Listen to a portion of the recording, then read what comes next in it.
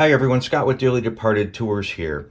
In front of me is my Art Linkletter People Are Funny card game. I collect weird celebrity sort of sponsored card games, and this one was made in the 50s. You can tell it's kind of dated with some of the illustrations, and it's not very politically correct these days. But this is the reason I started it, because of Art Linkletter and this odd sort of collection I have, including this, which was a letter I wrote to Art, or actually a response from a letter I wrote to Art back in 1990, just a sort of a fan letter. And he was kind enough to respond. And I have this other thing. This story is one that added to the madness of late 1969. Of course, we all know about the Tate LaBianca murders in Los Angeles. Then there was the murder of the Lennon sisters' father by a stalker. Then a few weeks later, this happened. This is a portrait of Diane Linkletter. Diane was one of 5 children of Art Linkletter, who was a staple on American television for decades. He created and hosted shows like People Are Funny, House Party, and Kids Say the Darndest Things. What would you do first if you were president? Keep my mouth shut. This very portrait hanged in the living room of the Linkletter family home in a very posh area of Los Angeles called Bel Air. The portrait was a gift to me from my friend Kathleen, who bought it at the Linkletter estate sale. Diane wanted to be an actress. She had done some summer stock and a few quick appearances on television, but not much to speak of. She had been married before at the age of 17 and had a history of, quote, dangerous chemical drug use, including heroin, from the time she was 13 or 14 years old.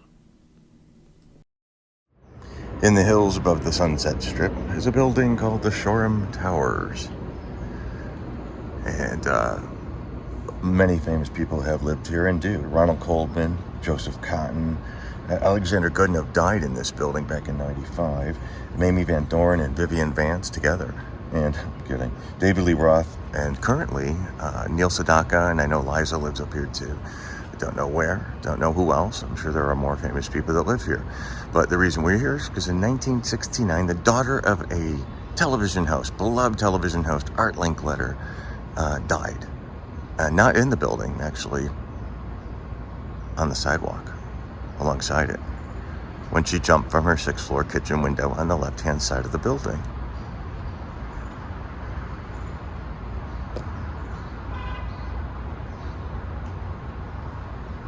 This street has also had some pretty impressive residents.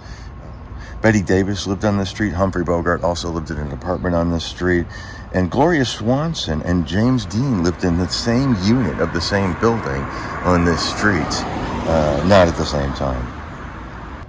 And Edward Durston, who was with Diane Linkletter when she died, who was also with Carol Wayne, the actress, when she mysteriously died when she drowned in like a foot of water in Mexico. He was with her too. So Edward Durston, I think he's still alive. Side note, Edward Durston went by the professional name David E. Durston, and he directed a film inspired by the Manson murders called I Drink Your Blood that was released in 1971. Durston died in 2010.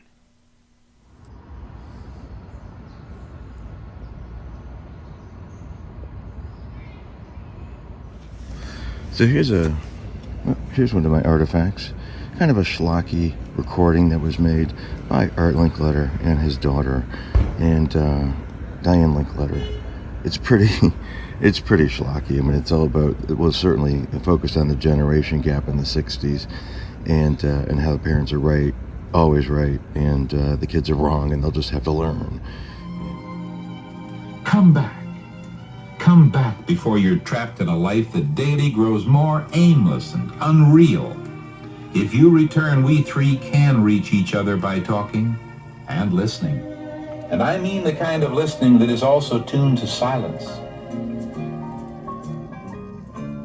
Since being away, I've met a lot of weirdos, pot smokers and speed freaks, but I've found out how to tell the beautiful people from the phonies.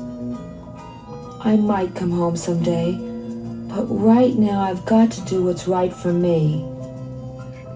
So, Art Linkletter, there's a lot to be said about him. He's a talented guy, popular guy. And on October 4th of 1969, his daughter Diane Linkletter jumped from the 6th floor window of the Shorum Towers here in front of us. And it would be the 6th floor up there. 1, 3, 4, 5. So right above the telephone pole is where she jumped to her death. Out the kitchen window. Just walked, put a little ladder up to the window, walked up to the counter and walked out the window. People on the street saw it happen in these windows, in these buildings. That is the window where she jumped from. 1, 2, 3, 4, 5, 6. Right above the electric thingies.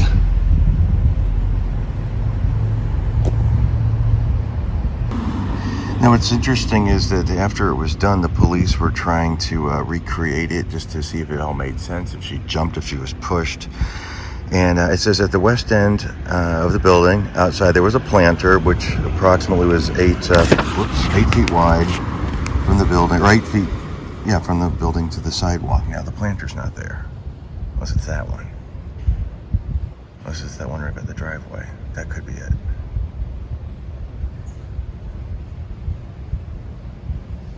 Approximately 2 feet on the sidewalk is a pool of coagulated blood. North of the southwest corner of the building and adjacent to the Edison Company light pole number 148725E. 1487245E.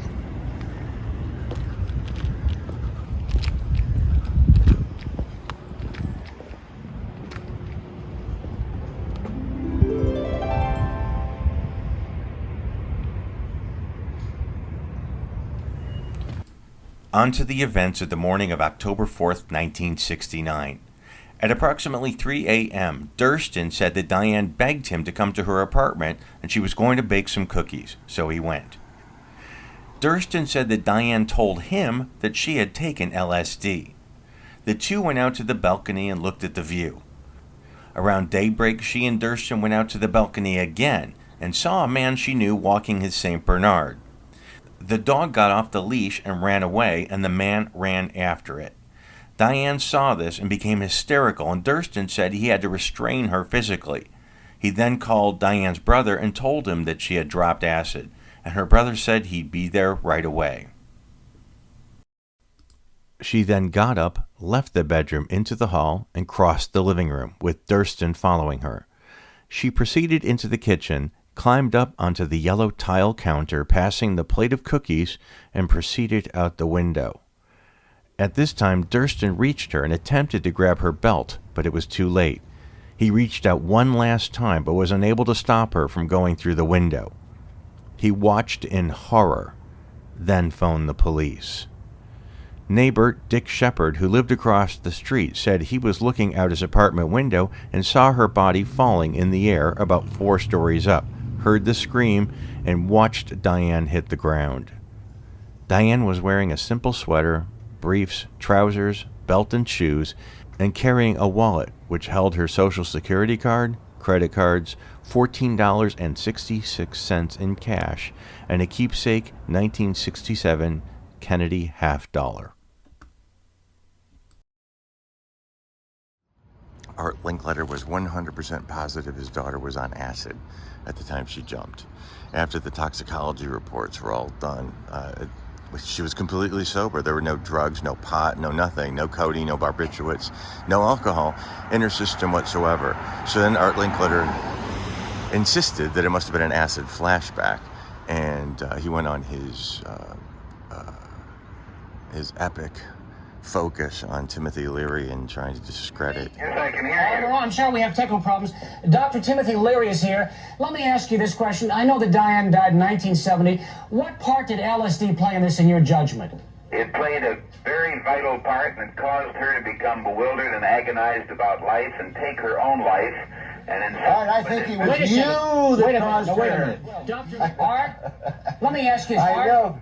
Art Linkletter, yes, I apologize to would you. you take the microphone away from that idiot and let me talk for a minute? Yes, I will. Go ahead, Art. Tell us what you want to say.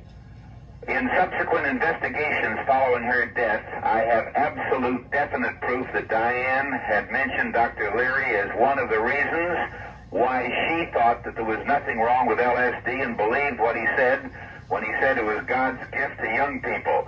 And I think that this man, Dr. Leary, I had hoped he would die. I had hoped he would be hung. Then I had hoped he'd stay in prison for life. And now I'm glad he's out as a pitiful example of an aging hippie, a gruesome spectacle of how drugs can ruin a brilliant mind, a third-rate comic in cheap nightclubs with a routine that evokes pity. I've seen it on TV.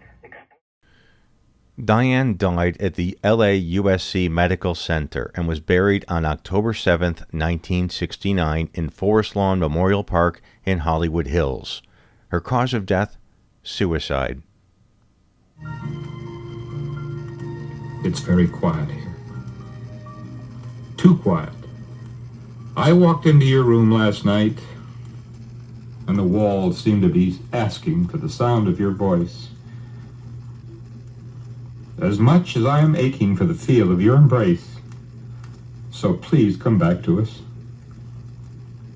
We love you. Call collect.